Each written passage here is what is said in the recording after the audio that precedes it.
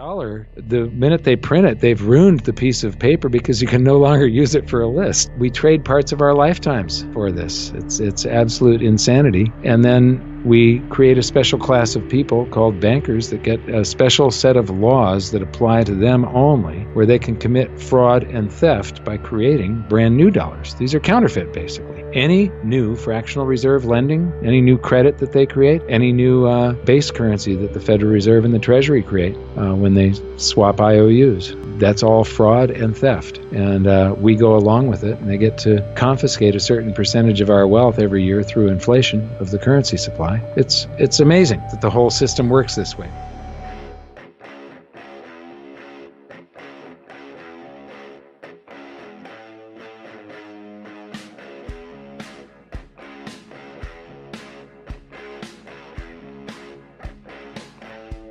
Hi, and welcome to the X22 Report Spotlight. Today we have a returning guest, Mike Maloney. Mike has one of the world's most highly regarded investment education companies since 2005. He's the author of the best-selling precious metals investment book of all times, Guide to Investing in Gold and Silver. Mike is the creator of the video series Hidden Secrets of Money. He has 2 new episodes out, one called Fall of Empires, Rome vs. USA, and American Bread Circus. Mike is the founder and owner of goldsilver.com, and I am very happy to have Mike back on the X22 Report Spotlight. Mike, welcome back to the Spotlight. Thanks for having me. It's great to be here. Thanks for being here. And we haven't spoken since 2017. I think that was back in April. And I wanted to get your take on the economy since we haven't spoken in a long time. I mean, how is the economy doing since 2017? I mean, are we better off today? Is it in an ever-expanding bubble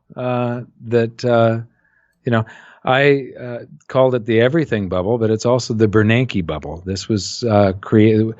The economy is completely supported by all of the currency creation and the low interest rates that were created because of the 2008 crisis. And, when you take base currency, the paper dollars that exist, from 0.8 trillion to 3.2 trillion, when you create all that currency and then you give it to the biggest banks and brokerage houses in the United States, you got to expect the stock market to go up, and it did. And but the currency creation, Janet Yellen stopped that, and the stock market is still going up. But by all measures, this is just it's a hyper bubble again. We're in some very dangerous territory, and we've never seen manipulations of the economy like this before. So this is an enormous experiment that I think is going to end very badly. And one thing that you can absolutely prove is that this is the everything except gold and silver bubble right now. PE ratios, the price of a stock compared to the price of a share of stock compared to the earnings that company makes per share, are back up in hyperbubble territory. Real estate values have been pushed back up into bubbles, and now we've got bonds are in a bubble. And, in 2000, we had the NASDAQ, the stock market crashed. 2008, we had stocks and real estate. This is going to be stocks, bonds, and real estate that crash the next time because they're all in. Now we've got a massive bond bubble that's a global thing. It's a debt bubble. And we're also in the second longest economic expansion in U.S. history. This is since, the period of time between recessions. This is the second longest gap between recessions, and there's always a recession around the corner. The Congressional Budget Office has projected that the next recession is going to be in 2029, but not until then, 10 more years. And I think it's in February or March, this becomes the longest economic expansion in U.S. history. There have been somewhere between 47 and 53 expansions and recessions. It's hard to measure them when you get back before the Civil War. But and at the same time, whenever this next recession happens, and it doesn't require something to happen in the United States necessarily. All economies are in these bubbles that have been blown by central banks, and China is in one of the most massive bubbles. But if something happens in China, Europe's having a whole lot of problems. Whenever a really bad crisis happens in one of these countries, it'll sweep around the world, and it's going to be global.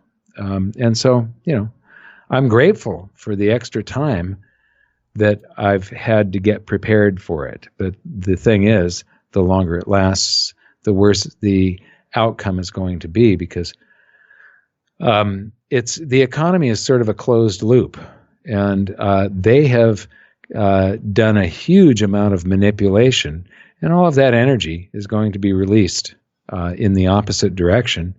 And I feel like it's sometime soon. It could be starting right now with the market crashes that we've seen, but I just get the feeling that it's going to happen next year. And I hope it doesn't happen right now. I still want more time to prepare, but I'm getting ready for a large wealth transfer, but at the same time, it's a scary thing. I think this one's going to be bad. What's very interesting is that the central bank, and you hear a lot of financial pundits, they say, well, this time it's different. It's not the same. We're not going to enter a recession. We don't have to look at the yield curve. And, from your Hidden Secrets of Money and your research that you've done, and you've looked at many different countries, is it that different? Have other countries gone through what we're going through right now? You mean the bubble? The entire economy, where we're creating currency, where we're...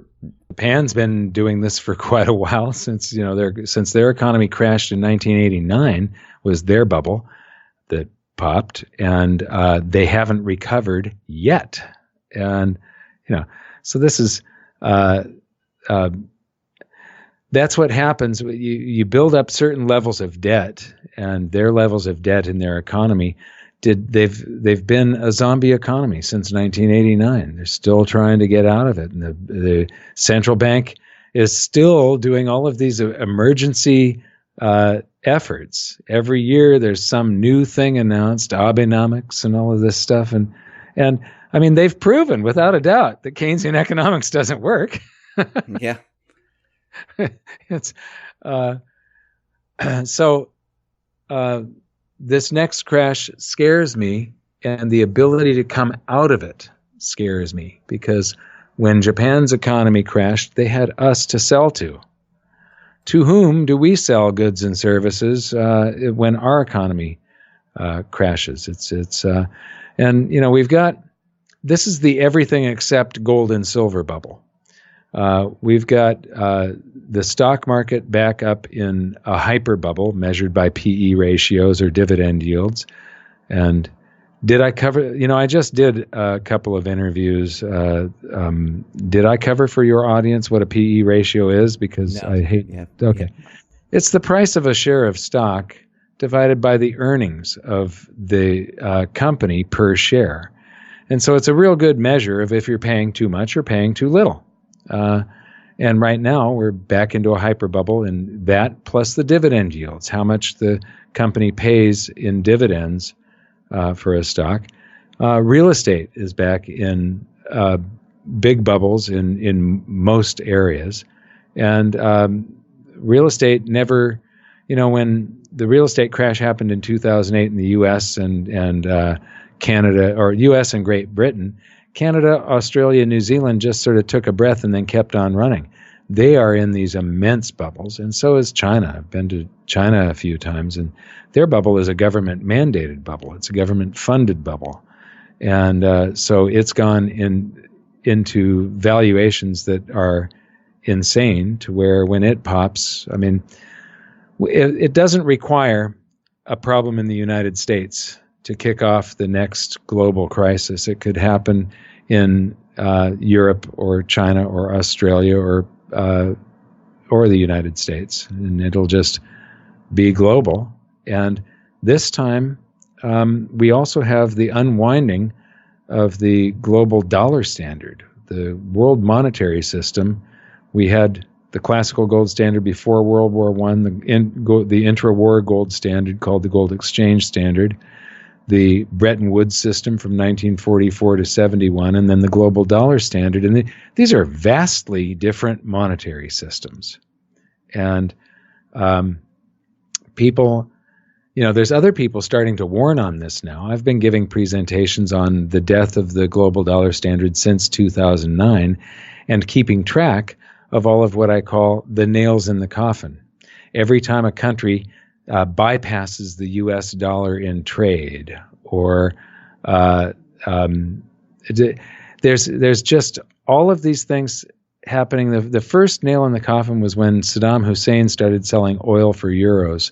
So there was this huge portion of stability from 71 up until Saddam Hussein started selling oil for euros. And I can't remember if that was 2003 or whatever.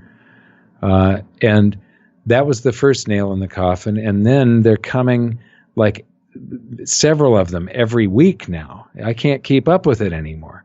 But all of these countries creating their own international payment systems, China opening up oil futures on the Shanghai Exchange, and they're now the world's largest oil importer. So the death of the petrodollar is coming pretty soon, because there's going to come a day where China, being the world's largest oil importer, larger than the United States, just demands that the Saudis and OPEC sell their oil also priced in yuan. And the thing about that exchange is, when Saudi Arabia oil company sells a futures contract and then they deliver the oil and they get paid, they can immediately put that cash into a gold contract and then withdraw the gold from the Shanghai Exchange. So even if they don't want yuan, they can get gold.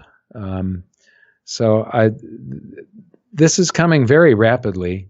And when you look at the convergence of these bubbles popping, a market crash, and a potential shift in world monetary system, and some of the world's central banks are getting ready for this, and they actually have.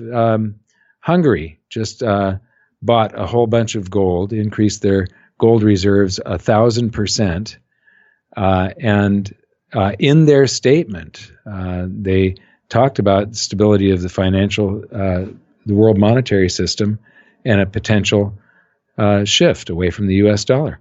So this is going to be huge, whatever happens. I don't know when. I hope it's not this year, because I would like a little bit more time to get prepared. I just feel like it's going to be next year. But with what the market has been doing lately, I don't know. This could be the beginning of it right now. Who knows? You mentioned bubble, stock market bubble, housing bubble, and you said gold and silver, they're not in a bubble. Why aren't they in a bubble? Oh, silver's below the cost of mining. Silver was $50 in 1980. Can you name something that is selling at a discount to its 1980 price? Anything? No, everything is 10 times higher. So silver at 14 something is just, like stupid cheap. And we know, based on a whole bunch of metrics, that real estate is very expensive. Bonds are very expensive. Stocks are very expensive. So basically all financial assets except gold and silver, and maybe cryptocurrencies, I have no way of getting a value measurement, because there's just not enough history. How do you value a cryptocurrency? It's the value is determined by the supply and demand, and the underlying value is the technology, the code that was written. That's sort of what kicks it off, and the infrastructure of mining rigs and so on. That's the value in cryptocurrencies. But the market of cryptocurrencies has just begun. And it was very tech-savvy people that were invested in Bitcoin at first. And the mainstream is just coming into it now. So the amount of cash that should flow into that sector is huge. But at the same time, there have been the creation of so many thousands of cryptocurrencies, where back in 2013, from 2008 to like 20, I can't remember when Ethereum came out, but it was just before the middle of 2014, sometime like 6 months or a year before. So back in 2012, from 2008 to 2012, there was only one cryptocurrency. It was Bitcoin. And now you literally have thousands of them out there. And so I don't know if there's about to be a ton of cash that floods into that sector. But they've inflated basically the currency supply, the cryptocurrency supply, by coming up with so many different cryptocurrencies. But there's a huge future in the technology that underlies cryptocurrencies, and that's more important. The distributed ledger technology. So you're talking about blockchain technology and some variations on it, and hashgraph. And those technologies are going to touch everybody's lives. It's going to run the internet. There will come a day in the future where emails are secured through blockchain or hashgraph or something like that. The power generation, dams, power plants, nuclear plants will all be being run off of a system like this, including the distribution grid and the billing of the power. The traffic lights will be timed by this. Video games, anybody if you're looking at a website on the internet, you're going to be getting served from the blockchain, not from a server farm somewhere. Anything that has to do with accounting, recording or storing data, serving data, it's all done better. This is just the best way to do it. And so there's a huge future there, but it's a horse race, and picking the winner is not going to be an easy thing. I view cryptos sort of as a speculation because some people are going to become very rich on some cryptos. I view gold and silver sort of like a savings account, but right now they're so undervalued, they're going to have a huge potential. I do expect that you're going to see gold somewhere way over $5,000 an ounce someday, pretty soon. I think that there's going to be another recession that's going to turn into a global financial crisis again, and I think the safe havens are going to just take off. And with silver under mining costs, I mean, this can't persist. The reason that silver is under mining costs is because it's a byproduct of mining copper, lead, and zinc, and gold. And most of it, that's about 60% of the silver production. And so if we have an economic slowdown, that means there's less wire being made and copper pipe being made for all the homes that are being built all over the world in the real estate bubbles. And there's less lead for car batteries as auto sales slump. And so as the base metals demand goes down, silver supply vanishes and silver will skyrocket. Like I said, it's selling at a discount to its 1980 price. That's crazy. Silver really should be far, far higher, and the low prices just make sure that not enough silver comes to market. So the amount of silver on the exchanges and so on is actually very small. It's much smaller than 1980. When we go through this recession, depression, collapse of the system, will we still use the dollar? I mean, are we transitioning into a completely new currency? I don't know. Jim Rickards thinks it's going to be the SDR, the special drawing rights that the IMF has, the World Bank, and so on. I just don't see it. The global dollar standard is falling apart right now at a very rapid pace, and something is going to happen soon.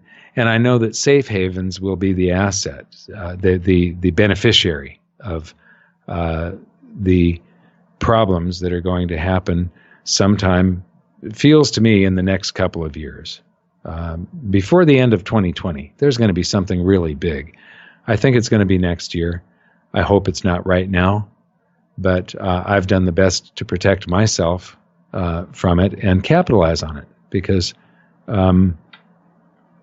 In these events, there's always a huge wealth transfer. I never made more in a shorter period of time than I made during the crash of '08.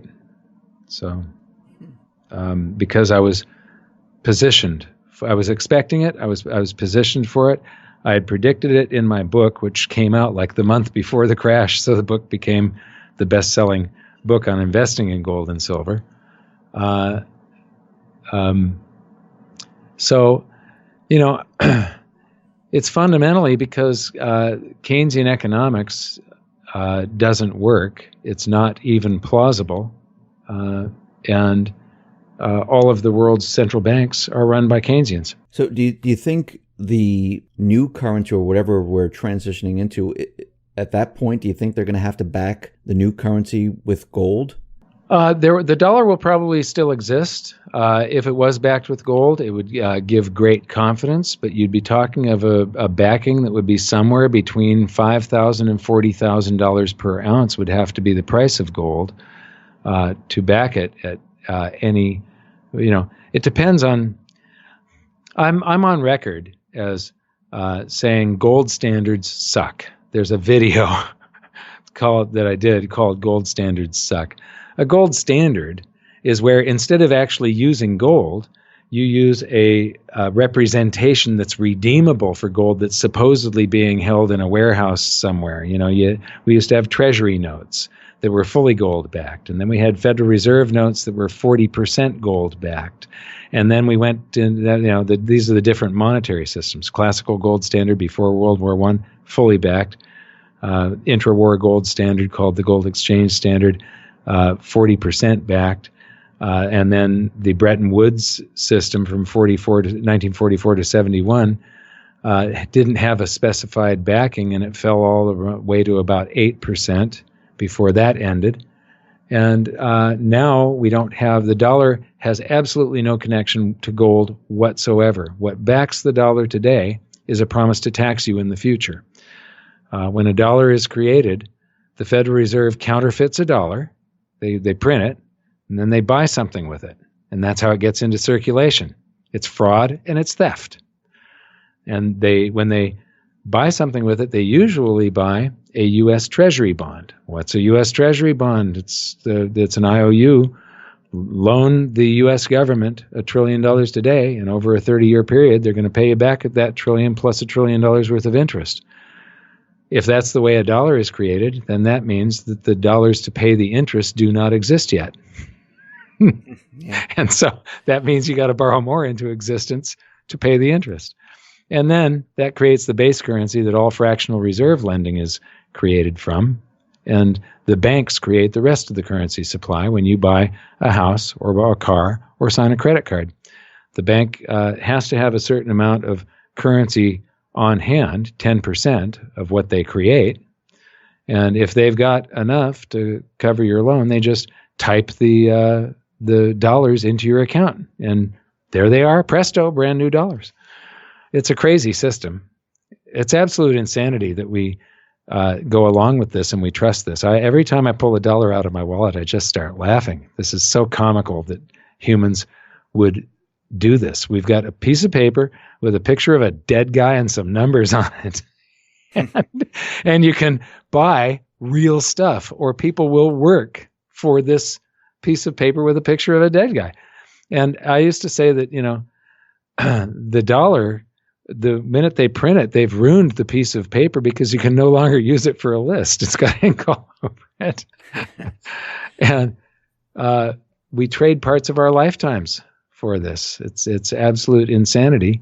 And then we create a special class of people called bankers that get a special set of laws that apply to them only, where they can commit fraud and theft by creating brand new dollars. These are counterfeit, basically.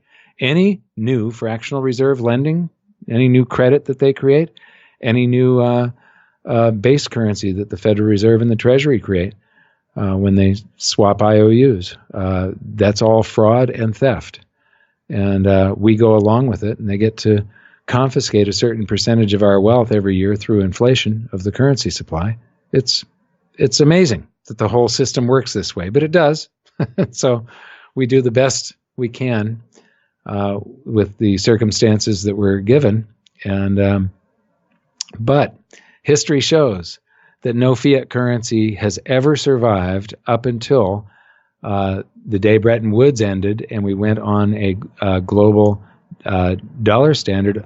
The whole world was taken off of gold in 1971, pretty much. There were a couple of countries that hung out for a few more years, Russia and Switzerland and so on. But basically, the gold standard worldwide ended in 1971. And the Forex, the floating currency exchange, was born. And that has allowed governments all over the planet to create currency at a breakneck pace. And this is all going to end badly because it's an experiment where all countries on the planet are using fiat currencies at the same time, and there have been thousands upon thousands of them before the Bretton Woods system, and not one of them survived. And so, I mean, I'm laughing, but it's tragic at the same time. So when the system comes down, and I mean, this is what you've been talking about, will the people finally wake up and say, hey, why are we accepting this from the private Western Central Bank? Will there be an uprising? I hope it doesn't completely come. Well, it would be nice if we started over again with something real, and we and all laws were applied equally. When you create a special set of laws for banks and bankers and central banks, that is the monetary system is one of the things that is responsible for the tremendous wealth disparity. So I'm not sure if the dollar is going to completely collapse. I just know that there will be a huge wealth transfer from anybody holding dollars or dollar-denominated assets that are in bubbles, and that wealth will be transferred to the people that are holding gold and silver. That's what's happened all the time in the past. It's going to happen in the future. But one of the reasons I'm here is you watched episodes 9 and 10 of Hidden Secrets of Money, didn't you? That's correct, yes. How did you like those? Yeah, I thought they were fantastic. Okay, very this is informative. just... I liked them. It's what? They were very informative. I like the comparison that with episode 9 with U.S. and Rome. I thought that was fantastic. Yeah, we are going down the same roads that brought down the Roman Empire and caused the French Revolution. And history repeats, but with a twist. And this time it's global. That's the big twist. But I'd love to encourage your listeners and viewers to watch episodes 9 and 10 of Hidden Secrets of Money. We're not trying to sell you anything. It's purely educational, and it shows these startling and scary parallels that we're on. And whatever the central bank tries, whatever the government tries, somebody has tried something similar in the past, and all you got to do is look at how that turned out, and you got a pretty good idea of how it's going to turn out this time. Yes. Mike, thank you very much for being on the X22 Report Spotlight. And how can people see your work and actually view the videos you're talking about?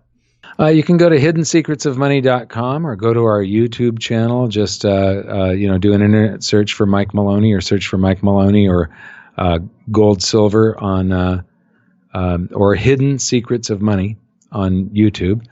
And then another thing, my book, Guide to Investing in Gold and Silver, that was, the research went from 2001 to the end of 2007. And it took 2.5 years to write and edit the thing. But the first third of it is a very entertaining monetary history. And then there's a section that's the current state of the global economy and some simple economics and some potential outcomes. It's only the last 20% that's a guide to investing in gold and silver. And if you want a copy for free, go to goldsilver.com and you can download it for free. Fantastic. I'll be putting all the links at the bottom of the video, so this way it makes it easier for people to find all this information. Mike, once again, thank you very much for being on the Spotlight. Thanks. It was great being here.